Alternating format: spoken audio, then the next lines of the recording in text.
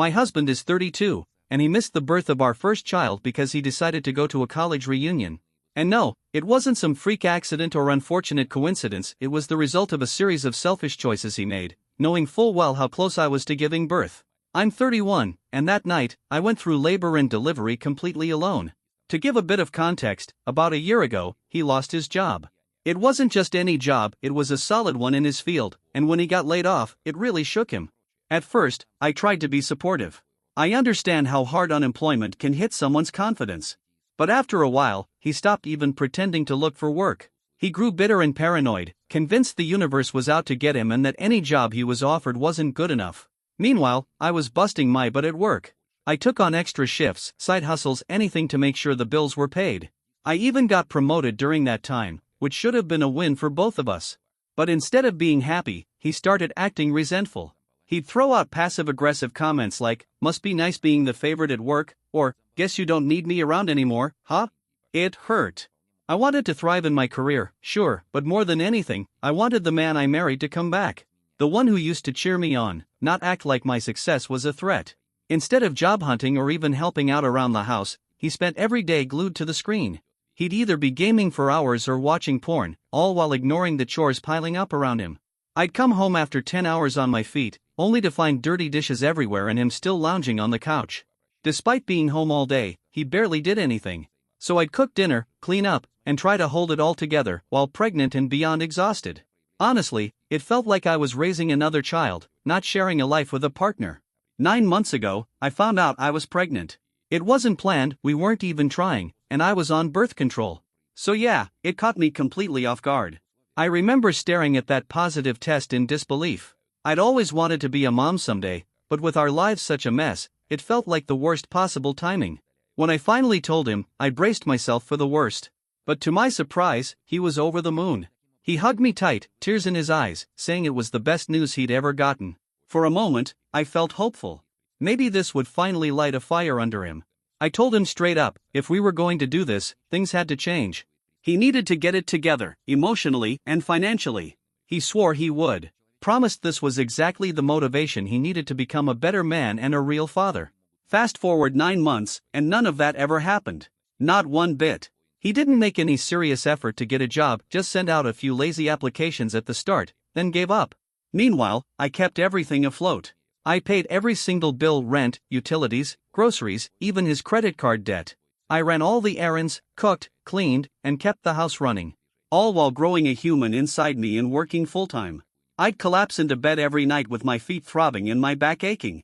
Occasionally, he'd thank me for dinner or rub my feet, but that was the extent of his contribution. Anytime I brought up money or asked him to try applying somewhere, he'd either shut down or blow up. "Get off my back," he'd snap. Or he'd lie and say, "I'm looking," when he clearly wasn't. Eventually, I gave up trying to push. I hoped he'd come around on his own. As my due date got closer, I had some maternity leave lined up, but the truth was I was still going to be the only one bringing in money. I kept hoping the idea of becoming a dad would finally shake him out of this fog. But just a few days before I was due, he dropped a surprise on me. He said he was planning to go to a weekend party with his old college buddies. Basically, a reunion across town. He framed it like it was no big deal, just one final celebration before fatherhood. I told him point blank I didn't think it was a good idea. I was literally about to go into labor at any moment. I needed him to be nearby, ready to take me to the hospital or at least be there for me. He brushed it off and said I was overreacting. He swore up and down he'd keep his phone on loud, wouldn't drink much, and would come the second I called. He even asked his mom to come stay with me that night just in case. Looking back, that still gives me chills. Like he knew deep down he was making a terrible choice and was trying to soothe his own guilt by arranging a backup. I didn't feel great about it, but he was so persistent. He rarely went out anymore, but that was by choice. Still, he made me feel like I was being the fun police for asking him to stay. I eventually gave in but made him promise, no matter what, he had to pick up if I called. He said he would. His mom arrived around dinner. He left a little before 7 p.m., and right before walking out the door, he even joked, "Don't have the baby while I'm gone." I didn't laugh. It wasn't funny. My mother-in-law, bless her heart, is sweet but passive. She tried to calm me down, saying first-time births usually take forever anyway. But wouldn't you know it, 2 hours after he left, at around 9 p.m., my water broke. It was sudden and dramatic. 1 minute I was cleaning up the dishes, the next I felt a gush and a stabbing cramp. I called out, and Mill came running. She helped me to the bathroom and confirmed it. My water had definitely broken.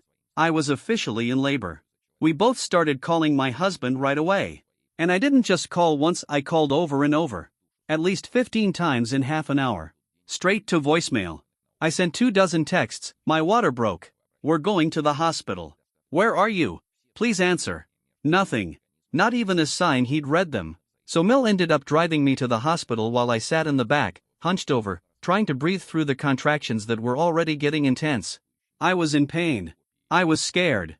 And I was in complete disbelief that he was just gone. No response. No word. I kept staring at my phone the entire way there, just hoping I'd see his name pop up. But it never did. Not on the drive. Not when we got checked in.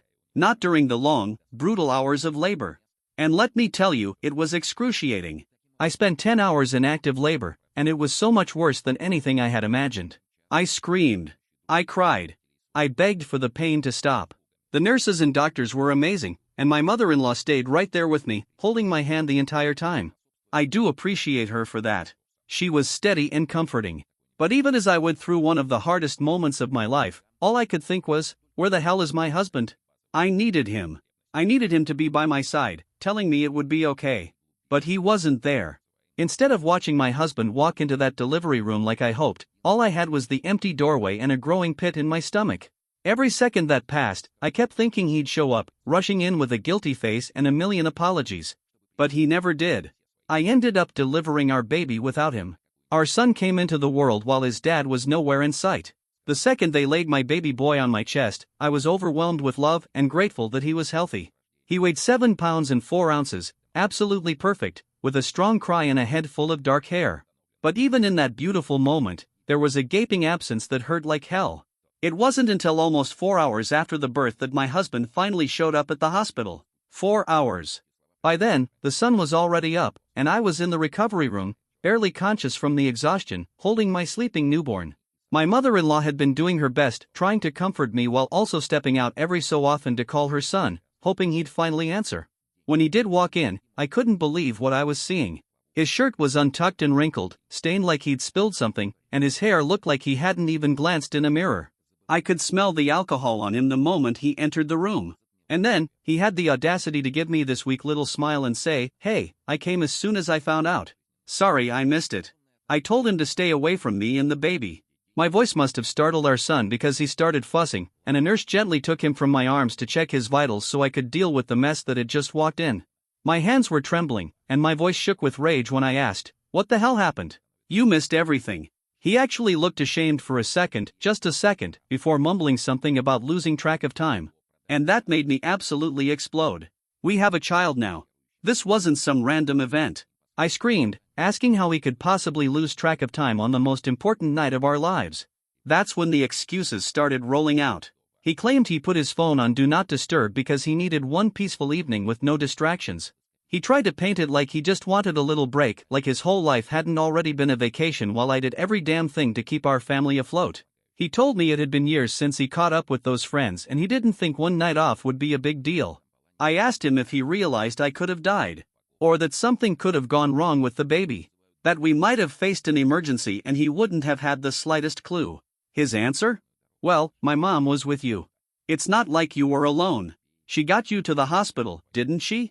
What was I supposed to do, stand there and watch you scream in pain?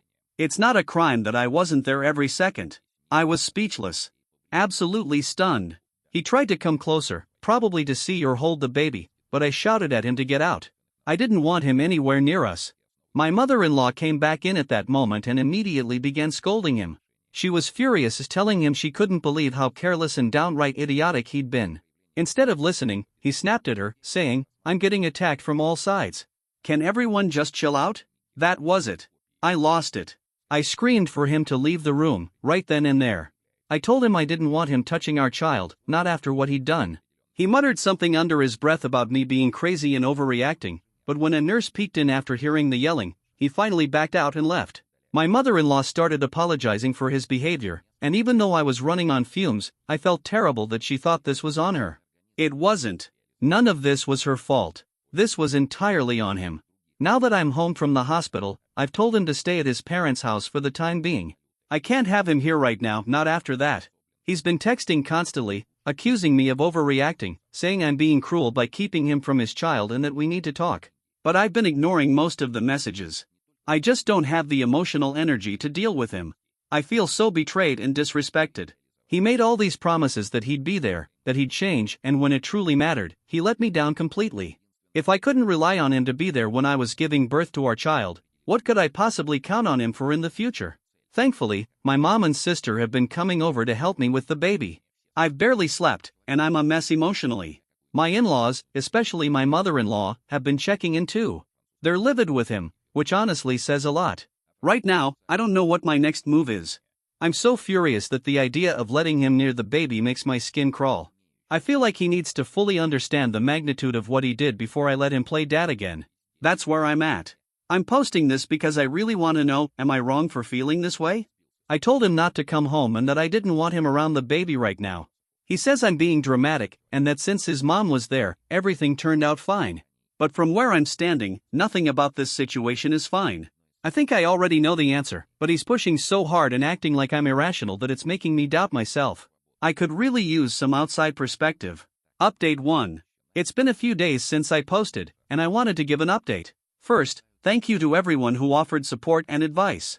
Since getting home from the hospital, I've been in full-on mama bear mode, trying to care for my newborn and heal myself, emotionally and physically. My husband is still staying at his parents' place. We've exchanged a few texts and had one very tense phone call. During that call, he mostly tried to downplay what happened. He kept saying stuff like, "You and the baby are fine, so what's the big deal?" He accused me of using our son to punish him, saying I'm being vindictive by not letting him come home to see his child. I ended up hanging up on him before I lost it all over again. But since then, I've started connecting some dots about things that have happened over the last year. And now, I have this gut feeling that maybe, just maybe, my husband tampered with my birth control. I know how wild that sounds, but hear me out. I was on the pill and super consistent with it. And if I ever missed a dose, we always used condoms as backup. So when I got pregnant, it came out of nowhere. But now, looking back, there are moments that feel off. I remember one night when he convinced me to skip the condom, just this once, he said, and weirdly, that lines up with the time frame when I likely conceived. Another time, I noticed my pill pack looked slightly out of place, like someone had messed with it. At the time, I brushed it off. Now, I'm not so sure. It makes me sick to even think about it, but maybe he wanted me pregnant. Maybe it was his way of trapping me, making sure I'd stay with him because of the baby. He knew I'd fight hard to hold our family together if there was a child in the picture. I haven't brought this up to him yet, and honestly, I doubt he'd ever admit it. But the suspicion won't leave me. As if that weren't disturbing enough, I also found out something else that's been eating away at me. Remember that reunion party he couldn't miss? Well, I did a little digging on social media and found out his ex-girlfriend was there. Not just any ex, this was the woman he once called the love of his life. She cheated on him and broke his heart years ago. Let's call her Anna. I've never met her in person, but when my husband and I first got together, he used to talk about her. A lot. In hindsight, maybe a little too much. He used to casually drop her name into conversations like it was nothing. Anna would have loved this concert, or that trip? Anna always dreamed of going there. It didn't matter if it was relevant or not, it would just slip out like a reflex. Eventually, I told him it made me uncomfortable how often she came up. He apologized and backed off for a while, but deep down, I always had this uneasy feeling that he never truly moved on from her. There was always a certain heaviness whenever her name came up, like when we bumped into a mutual friend of theirs once and they mentioned Anna. His entire mood shifted. He went quiet, withdrawn. Like old feelings were bubbling just under the surface. I only found out she was at that reunion because one of his college friends posted a group photo on Facebook. It was public. I wasn't even looking for it, I just happened to see it. And there she was, standing in the back row, looking exactly like I remembered her from old pictures. And suddenly, his excitement over this party and his total disappearance during my labor made a horrible kind of sense. It wasn't just about seeing some old friends or blowing off steam. His ex was there. And the fact that he made himself completely unreachable that night? That wasn't random. My gut tells me he made sure of that. That he deliberately shut me out because he didn't want anything interfering with what he was really doing. I haven't confronted him about Anna being at the party yet. Honestly, ever since that last fight at the hospital, I've barely spoken to him. He hasn't made much effort either. Maybe he senses I know something. Maybe he's just too ashamed, or maybe not even that. Maybe he doesn't care enough. This morning, he sent a text asking how the baby was doing. I gave him a brief update. Nothing more. Right now, I'm focusing on what comes next. I'm planning to meet with a lawyer soon, just to understand my options. I haven't made any concrete decisions yet, but I do know one thing for sure: the trust is completely gone. Between everything that's happened, his total failure as a partner, missing the birth, the creeping suspicion that he may have sabotaged my birth control, and now the possibility that he reconnected with his ex, I don't see how we rebuild from this. I'm not ready to say out loud that I want a divorce. My emotions are still raw, and I need time to think clearly, especially with a newborn to care for. But I'm not naive either. I've been saving every message, keeping screenshots, and I downloaded that photo from the reunion party. I need to protect myself and my son. That's where my head is at. It's terrifying dealing with this level of betrayal while also navigating new motherhood. I appreciate all the support from people who've been following this. I'll update again once I know more, but something tells me there's still more to uncover. Update 2. It's been a few more weeks, and unfortunately, things have escalated exactly like I feared they would. I wanted to document what's happened so far, because honestly, I can't wrap my head around any of it. After sitting with all this for a while, I decided I needed to hear the truth straight from him. So I agreed to meet in person. I didn't want him at my house, and I definitely didn't want to hand over our son, so I left the baby with my mom and met him at a neutral place. I'm not sure if he's still staying with his parents or if he's couch surfing, but it's obvious life isn't going well for him right now. As soon as he saw me, the first thing he asked was if I had any new pictures of the baby. I showed him a few on my phone. He got emotional, teary-eyed, even, but I wasn't about to let that distract me. I got straight to the point. I told him we needed to talk about that night, the reunion, and specifically about Anna. I said it was time to stop dancing around the truth and be honest. I asked him flat out, did he know Anna would be at the reunion? He looked stunned that I even knew she was there. He tried to brush it off with some weak excuse: I heard she might come, but I wasn't sure. Then he added, I went to see my friends, not her. But his body language gave everything away. He wouldn't look me in the eye. He kept fidgeting and shifting around like a kid caught sneaking out. Then came the big question. I asked, did anything happen between you and Anna that night? Instead of answering like an adult, he played dumb. What do you mean? Like, what would even happen? I wasn't having it. I told him to cut the crap.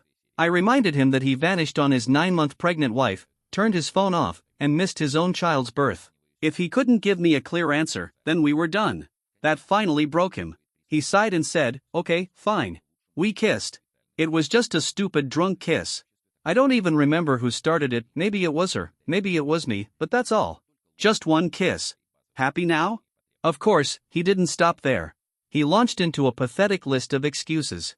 He said our marriage hadn't been happy for a while. He whined about how I always criticize him, how there's no intimacy anymore. He said seeing Anna made him feel wanted again and that he was drunk and lonely and just slipped. He kept insisting it meant nothing. But it meant enough that he completely disappeared during the most important night of our lives.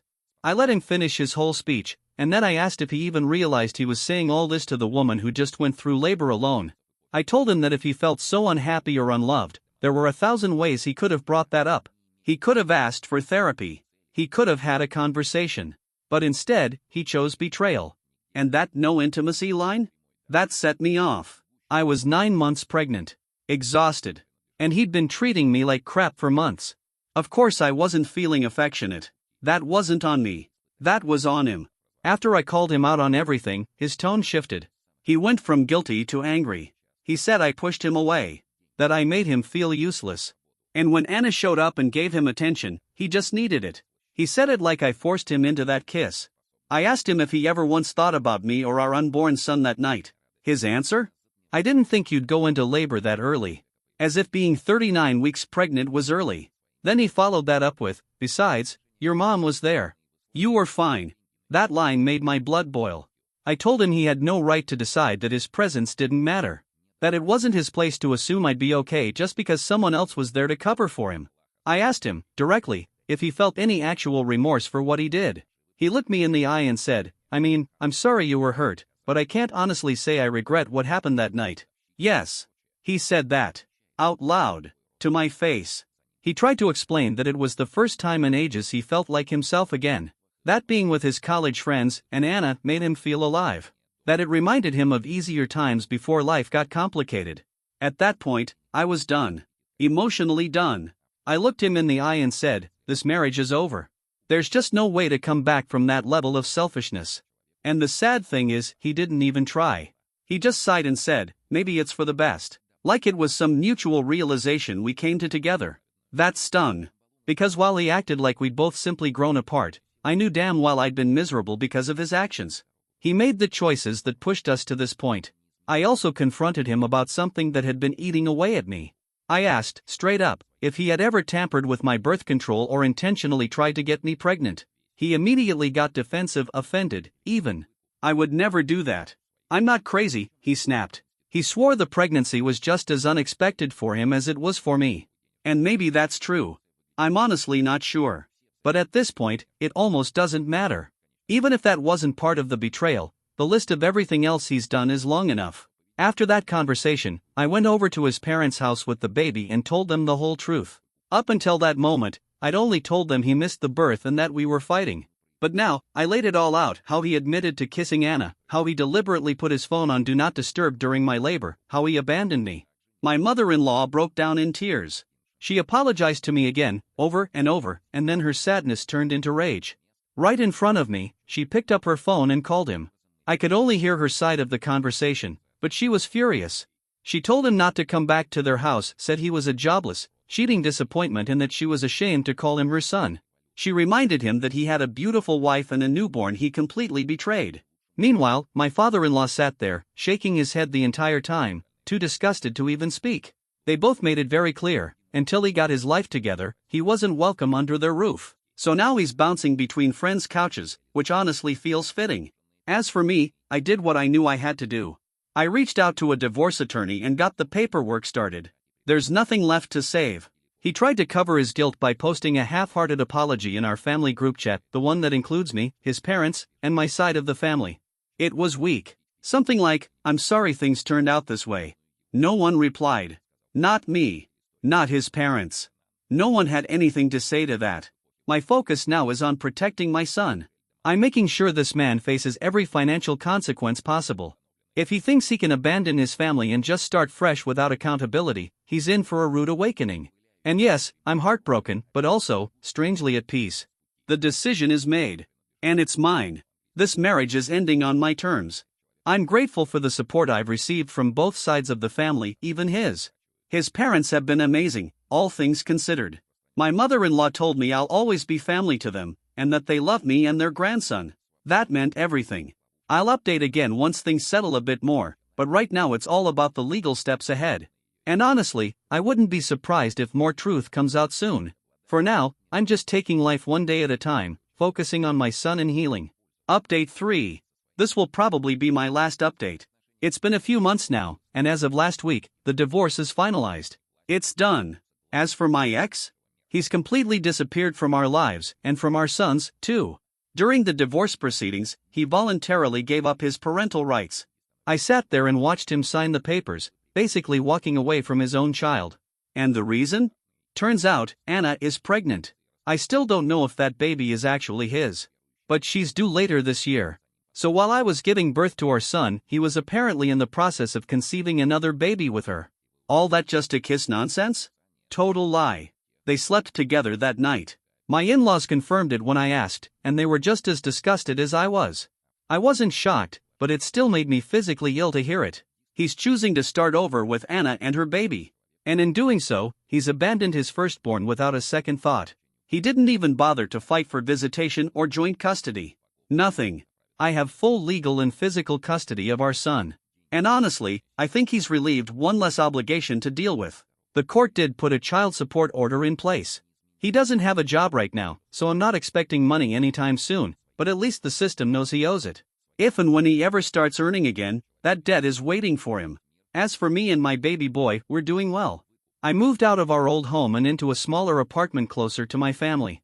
My entire focus is on giving my son a stable, happy life. He's 6 months old now, babbling nonstop and trying to grab everything in sight. He's the happiest little guy, and being his mom is the greatest thing that's ever happened to me.